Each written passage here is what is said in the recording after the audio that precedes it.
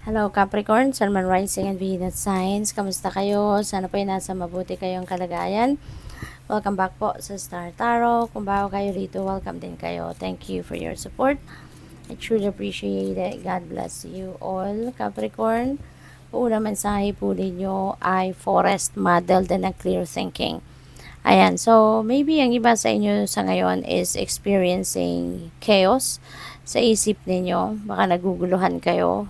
Hindi ninyo ma-figure out ngayon what's the best thing to do or kung anong direction ang tatahakin ninyo this time. Baka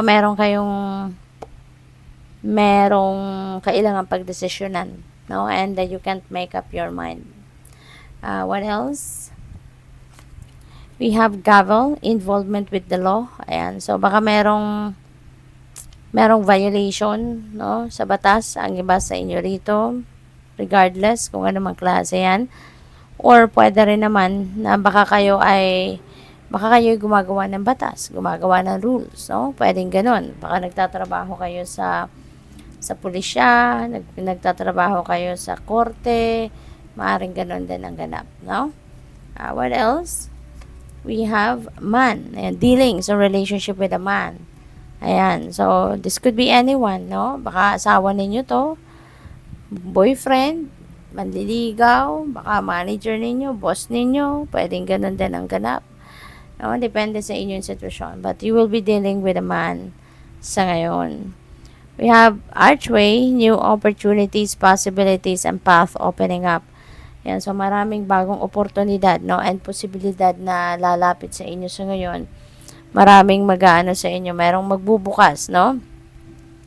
Merong magbubukas na oportunidad, no, and posibilidad dito. So, it could be anything, pwedeng related yan sa trabaho, sa travel, bagong negosyo, bagong investment opportunity. It could be anything, no? Pwedeng love life, 'di ba? Depende. We have unsuccessful plans, Capricorn. Meron kayong mga plano na hindi magka-come to fruition. Meron kayong mga plano na hindi matutuloy, and that is not something for you to that's not something for you na ikalungkot. Okay? Kasi the universe has ways, 'di ba, of giving you whatever it is that is para sa iyo. Kaya kung ito meron kayong may mga plano kayo na hindi mangyayari, it's because hindi yan ang para sa iyo. No, hindi ka hahayaan ng divine universe na mapunta sa isang sitwasyon na hindi yun ang makakabuti para sa iyo. Kaya kung ano man ito, no, na unsuccessful plans na to, merong katapat yan, no, na na na magandang pangyayari, no, na yun ang para sa iyo. Kasi ito kaya hindi ito nag-succeed, hindi ito nag-come to fruition kasi unang-una nga hindi yan para sa'yo, and the universe, no, is protecting you, 'di ba? This is one way of God's protecting you from something na hindi makakabuti para sa'yo. Okay? Kaya instead na malungkot kayo, magpasalamat kayo, no? Kasi alam sa inyo ng universe, no, na hindi yan ang para sa iyo. Kaya mag-isip ka na lang ng iba or continue to listen to your intuition kasi for sure you will be guided towards the right path, towards wherever you need to go, na doon ka dapat. Okay? What else? We have goldfish, increase in material wealth or spiritual growth. Yan. So, maswerte kayo pagdating sa pera. Mayroong pa karagdagang kayamanan. Mayroong karagdagang material na bagay o kaperahan na paparating sa inyo rito.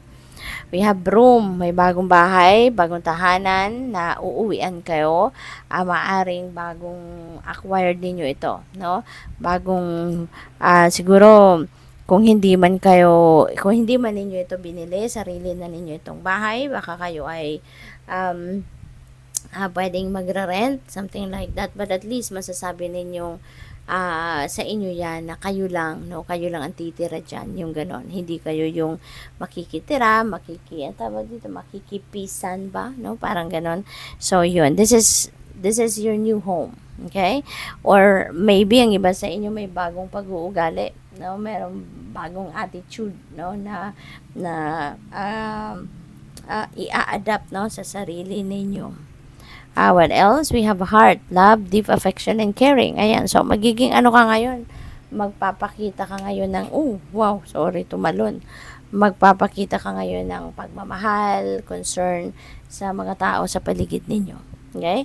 Or pwede rin na kayo itong tatanggap sa ngayon ng deep affection and care and love from other people. Baka kayo naman ngayon ang makakaramdam nito.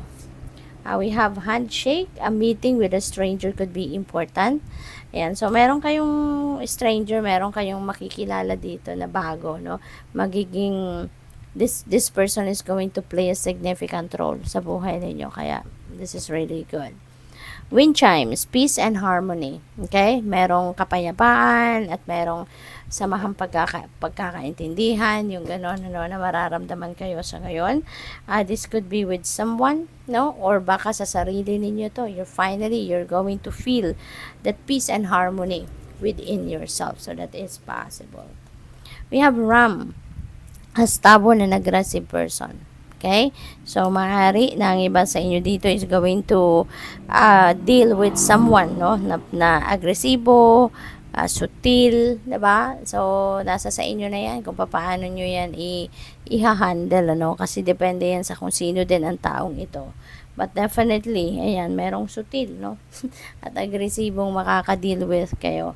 Wow, may kayamanan paparating. Sabi dito, there is an increase in material wealth.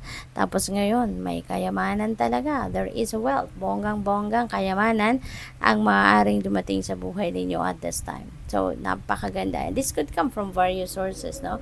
Hindi naman sinabi dito kung saan ito manggagaling, but definitely, there is wealth coming your way. So, good luck sa'yo. Thank you for watching. Love and light. Namaste.